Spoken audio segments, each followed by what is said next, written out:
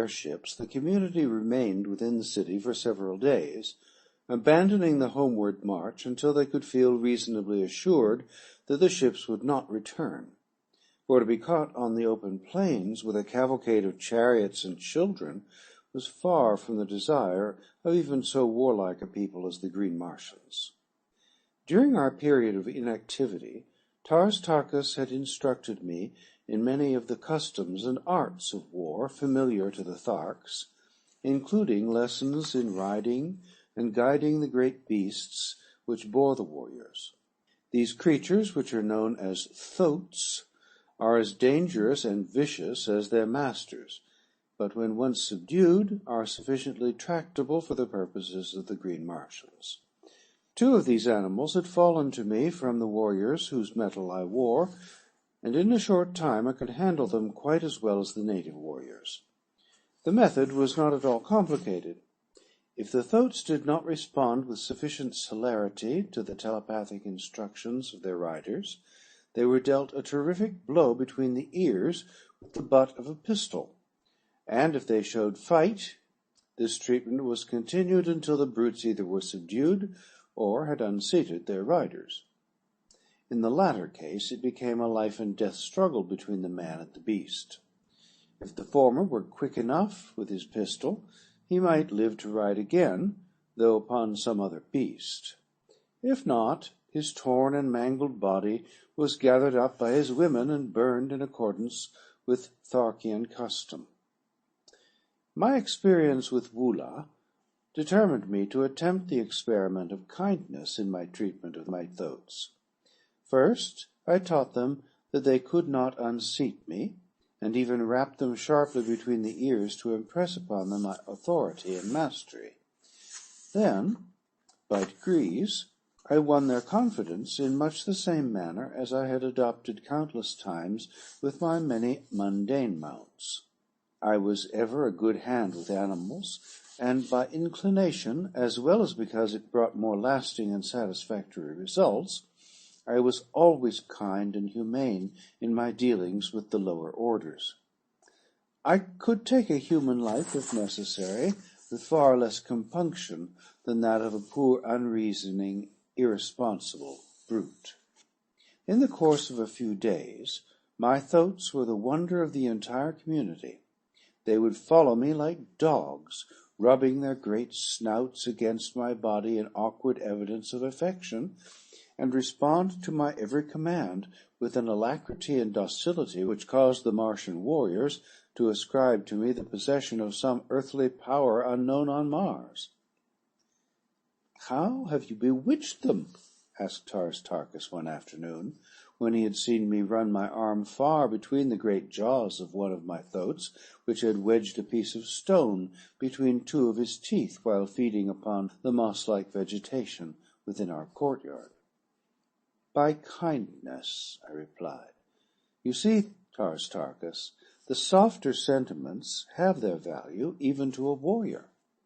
In the height of battle, as well as upon the march, I know that my thoats will obey my every command, and therefore my fighting efficiency is enhanced, and I am a better warrior for the reason that I am a kind master. Your other warriors would find it to the advantage of themselves, as well as of the community, to adopt my methods in this respect. Only a few days since, you yourself told me that these great brutes, by the uncertainty of their tempers, often were the means of turning victory into defeat, since at a crucial moment they might elect to unseat and rend their riders." "Show me how you accomplish these results," was Tarkas' only rejoinder. And so I explained as carefully as I could the entire method of training I had adopted with my beasts, and later he had me repeat it before Lorquas Tomel and the assembled warriors. That moment marked the beginning of a new existence for the poor thoats, and before I left the community of Lorquas Tomel, I had the satisfaction of observing a regiment of as tractable and docile mounts as one might care to see. The effect on the precision and celerity of the military movements was so remarkable that Lorquas Tomal presented me with a massive anklet of gold from his own leg, as a sign of his appreciation of my service to the horde. On the 7th day following the battle with the aircraft, we again took up the march toward Thark, all probability of another attack being deemed remote by Lorquas Tomal. During the days just preceding our departure, I had seen but little of Dejathoras, as I had been kept very busy by Taras Tarkas with my lessons in the art of Martian warfare, as well as in the training of my thoats. The few times I had visited her quarters, she had been absent, walking upon the streets with Sola, or investigating the buildings in the near vicinity of the plaza. I had warned them against venturing far from the plaza for fear of the great white apes, whose ferocity I was only too well acquainted with.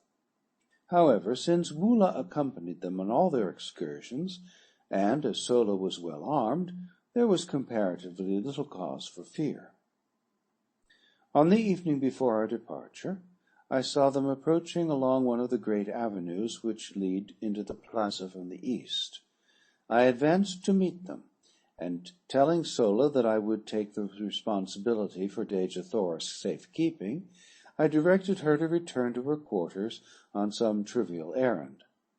I liked and trusted Sola, but for some reason I desired to be alone with Dejathoras, who represented to me all that I had left behind upon earth in agreeable and congenial companionship. There seemed bonds of mutual interest between us, as powerful as though we had been born under the same roof, rather than upon different planets, hurtling through space some 48 million miles apart. That she shared my sentiments in this respect, I was positive, for on my approach, the look of pitiful hopelessness left her sweet countenance, to be replaced by a smile of joyful welcome, as she placed her little right hand upon my left shoulder in true Red Martian salute. "Sarkoja told Sola that you had become a true Thark," she said, "and that I would now see no more of you than any of the other warriors." "Sarkoja is a liar of the first magnitude," I replied, notwithstanding the proud claim of the Tharks to absolute verity. Dejathoras laughed. "I knew that even though you became a member of the community, you would not cease to be my friend. A warrior may change his metal, but not his heart, as the saying is upon Barsoom." "I think they have been trying to keep us apart," she continued, "for whenever you have been off duty, one of the older women of Taras Tarkas' retinue has always arranged to trump up some excuse to get Sola and me out of sight. They have had me down in the pits below the buildings, helping them mix their awful radium powder and make their terrible projectiles. You know that these have to be manufactured by artificial light, as exposure to sunlight always results in an explosion. You have noticed that their bullets explode when they strike an object? Well, the opaque outer coating is broken by the impact, exposing a glass cylinder almost solid, in the forward end of which is a minute particle of radium powder. The moment the sunlight, even though diffused, strikes this powder, it explodes with a violence which nothing can withstand. If you ever witness a night battle, you will note the absence of these explosions, while the morning following the battle will be filled at sunrise with the sharp detonations of exploding missiles fired the preceding night. As a rule, however, non-exploding projectiles are used at night. Note: I have used the word radium in describing this powder because, in the light of recent discoveries on Earth, I believe it to be a mixture of which radium is the base. In Captain Carter's manuscript it is mentioned always by the name used in the written language of helium, and is spelled in hieroglyphics, which it would be difficult and useless to reproduce. Return to text. While I was much interested in Dejathoras' explanation of this wonderful adjunct to Martian warfare, I was more concerned by the immediate problem of their treatment of her. That they were keeping her away from me was not a matter for surprise, but that they should subject her to dangerous and arduous labor filled me with rage. "Have they ever subjected you to cruelty and ignominy, Dejathoras?" I asked, feeling the hot blood of my fighting ancestors leap in my veins as I awaited her reply. "Only in little ways, John Carter," she answered. "Nothing that can harm me outside my pride. They know that I am the daughter of 10,000 Jedaks, that I trace my ancestry straight back without a break to the builder of the first great waterway. And they, who do not even know their own mothers, are jealous of me. At heart they hate their horrid fates, and so wreak their poor spite on me, who stand for everything they have not, and for all they most crave and never can attain. Let us pity them, my chieftain, for even though we die at their hands, we can afford them pity, since we are greater than they, and they know it." Had I known the significance of those words, "my chieftain," as applied by a red Martian woman to a man, I should have had the surprise of my life. But I did not know at that time, nor for many months thereafter. Yes, I still had much to learn upon Barsoom. I presume it is the better part of wisdom that we bow to our fate with as good grace as possible, Dejathoras. But I hope, nevertheless, that I may be present the next time that any Martian, green, red, pink, or violet has the temerity to even so much as frown on you, my princess."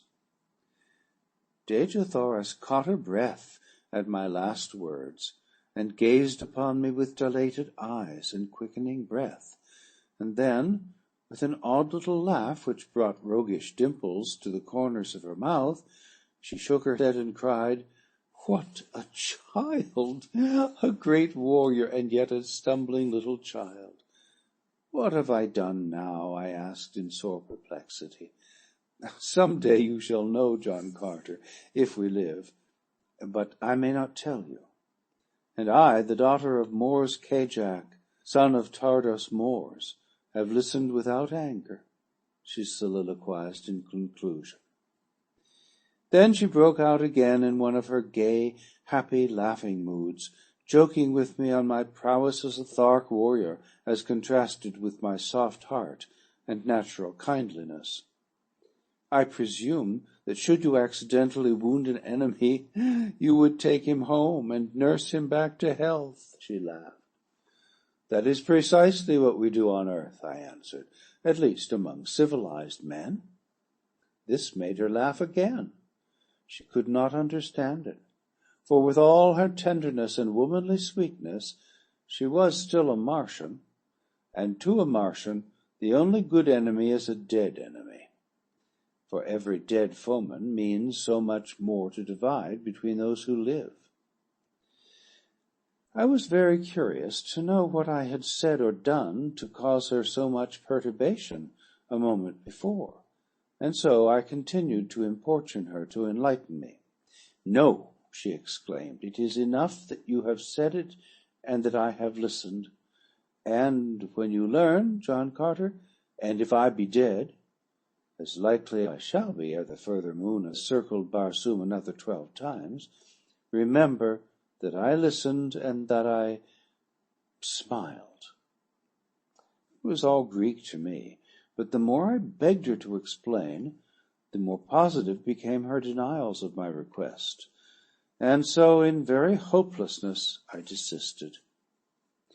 Day had now given way to night, and as we wandered along the great avenue, lighted by the 2 moons of Barsoom, and with Earth looking down upon us out of her luminous green eye, it seemed that we were alone in the universe, and I at least was content that it should be so.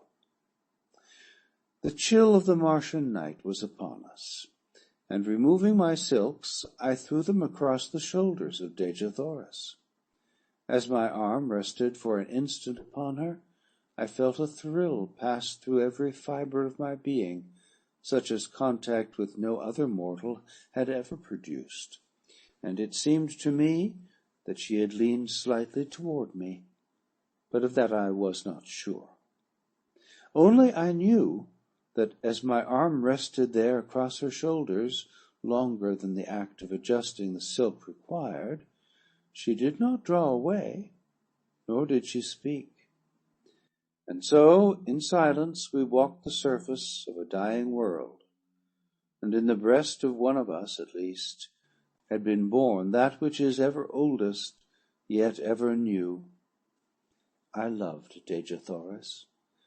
The touch of my arm upon her naked shoulder had spoken to me in words I could not mistake, and I knew that I had loved her since the first moment that my eyes had met hers, that first time in the plaza of the dead city of Korad. End of chapter 13.